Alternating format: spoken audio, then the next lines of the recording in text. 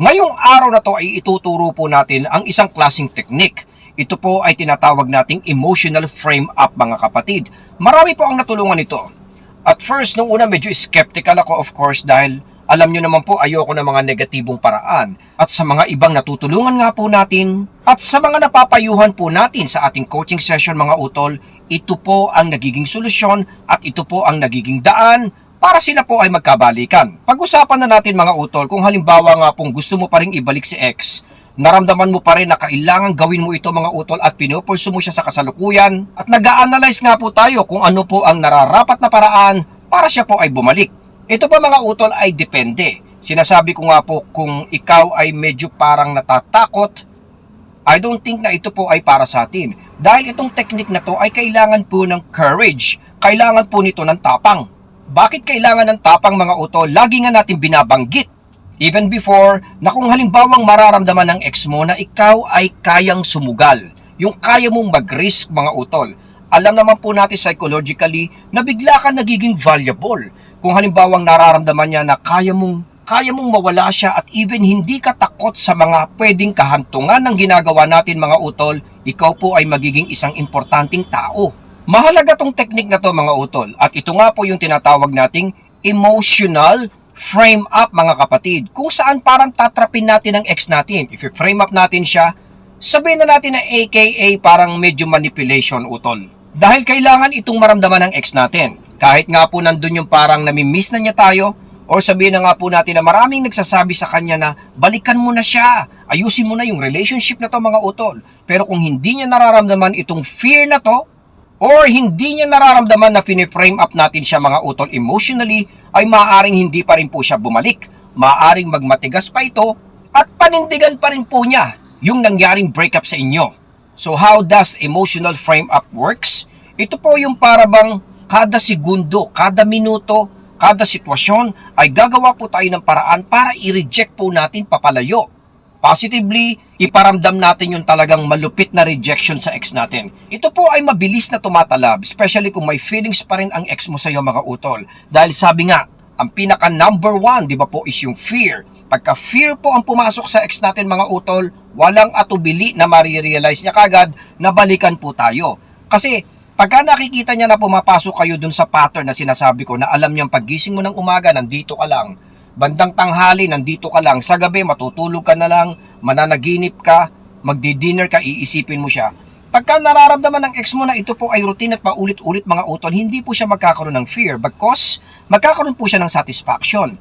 Which will make him or her stay nga po sa breakup ninyong dalawa. Kasi wala siyang kinakatakutan eh.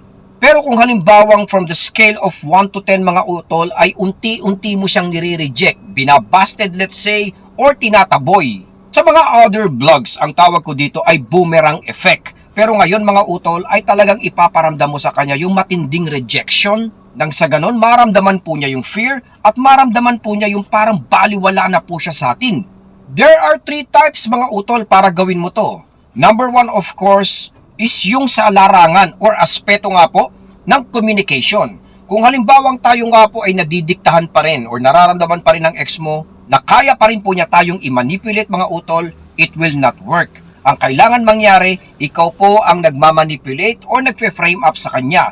For example po sa chat, kailangan nakakausap ka pa rin niya kahit papaano. Limited, pero ikaw po ang puputol. Ikaw po ang magre-reject. Kung halimbawang ang ex mo ay humihingi ng favor sa iyo madalas, much better. Dahil may pagkakataon ka na siya po ay i-reject directly. Nakikiusap, hinahanap ka mga utol, ito po ay dapat hindi natin ika-excite. Dapat po gamitin natin dito ang emotional frame up. Reject natin. Iparamdam natin sa kanya na, babu, wala tayong kailangan sa kanya at talagang tapos na ang lahat. Papaalala ko lang mga utol na hindi tayo gumagamit ng sense of inspiration dito. Ang vlog today ay medyo radikal, pero ito po ay isang klase pa rin po ng solusyon. Sabihin na nga po natin na medyo manipulative siya mga kapatid, pero ito po ay umi-epek. Dahil instead of motivation or inspiration na lagi nga po nating tinuturo sa mga vlogs natin mga utol, ay gagamit po tayo ng type 2, which is fear. Which yung tatakutin natin at ipaparamdam natin sa ex natin na ito yung mga mangyayari pag ako po ay nawala sa iyo. At pagka hindi na nga po tayo, nagkabalikan. Second, Common friends, mutual friends, family members, mga taong nakapaligid sa atin mga utol, ito po ay dapat ginagamit natin as a tool. Dapat sila po yung mga parang nagpaparating sa ex natin na tapos na. Even tayo ang nadump mga kapatid ay ayaw na rin po natin. Wala na rin po tayong hangarin at wala na rin po tayong balak or aspirations na siya nga po ay balikan pa rin. So kung may nakakausap ka na malalapit sa kanya ay pwede mong i-relay ito, pwede mo silang kausapin in a way na immediately magkakaroon ng impact o sabihin na nga po natin na mararamdaman ng ex mo yung rejection na gusto nga po nating mangyari. So kung meron kang kaibigan na concern, possibly asking a few questions tungkol sa inyo mga utol, kausapin natin ito. Harapin natin ito, ipakita natin na tayo po ay positive at may direksyon na at hindi po ito sa direksyon ng ex mo kapatid, ito po ay sa kabilang dako. Basta't alam mong makakaramdam ng rejection o sabihin na nga po nating mararamdaman ng ex mo na siya po ay unwanted na mga utol, ito po ang gawin natin dahil yan ang tinuturo ng vlog natin ngayon mga utol. Dahil alam ko na kung magagawa mo ito in a proper way, makakatulong po ito ng malaki. As long as you stay positive, confident, and motivated mga utol, ito po ay alam kong ma-execute mo ng tama.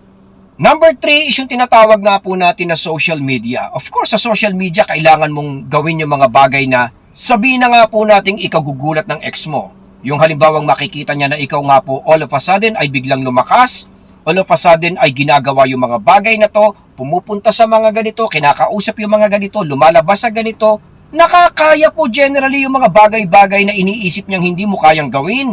Habang kayo nga po ay nasa breakup kapatid, instantly po, make your ex feel rejected. Iparamdam nyo pa rin mga utol na hindi mo siya kailangan sa buhay mo.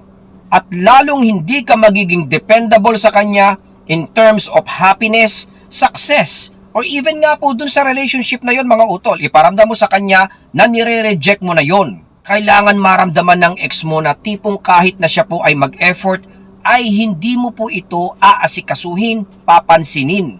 Uulitin ko po mga kapapong, ang usapan at sinabi nga po nating video today ay hindi po pwede sa mahina ang loob.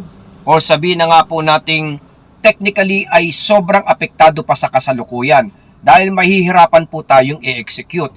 Kaya ko naisip tong vlog na to na tinatawag nga po natin na emotional frame up mga utol dahil ang daming success story, ang daming nakakaranas na sila po ay nagkakaayos, nagkakabalikan sa mabilis na panahon. In my opinion nga mga utol, ito ay isang fastest way kung gusto mo talagang ibalik ang ex mo, lalong-lalo na nga po kung may feelings pa rin at nakakaramdam pa rin po siya ng attachment na tinatawag.